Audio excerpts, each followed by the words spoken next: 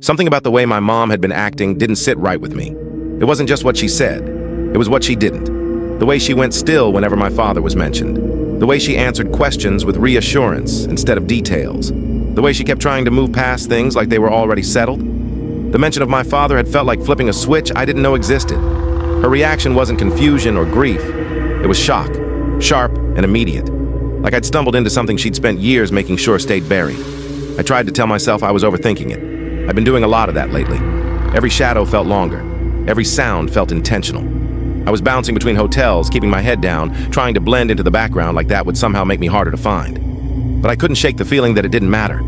That he was still watching. Not following, not chasing. Just observing. Patient. The way he always had been. The longer I sat with it, the more obvious it became that there was a piece of this I didn't have.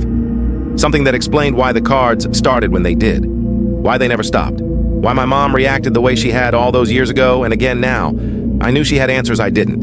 And I knew she wasn't going to volunteer them. After a few days of minimal contact with anyone in my life, no visits, no explanations, just short texts, so people knew I was still breathing. I finally called her. She answered on the second ring. "Are you okay?" she asked immediately. I almost said yes out of habit. Instead, I said, "I need to talk to you again." There was a pause on the other end of the line. Not long, just long enough to feel deliberate. "About what?" she asked. "You know," I said. Another pause. Then she said, "Come over." I arrived at my mom's house, and before I could knock, she was already opening the door. She looked tired, not sleepy, worn down, like someone who'd been bracing for something. She stepped aside without saying anything.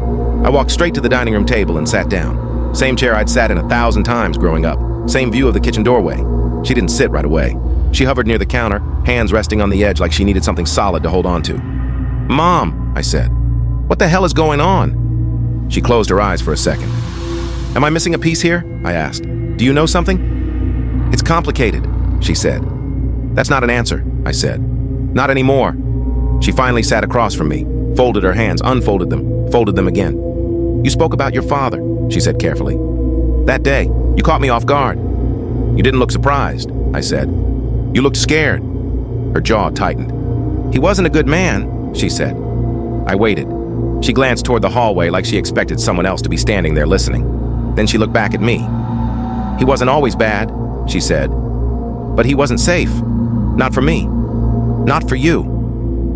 There were nights I slept with you in my arms on the couch," she continued. "Because it was quieter there. Easier to hear him coming." My stomach twisted. What came next left me speechless.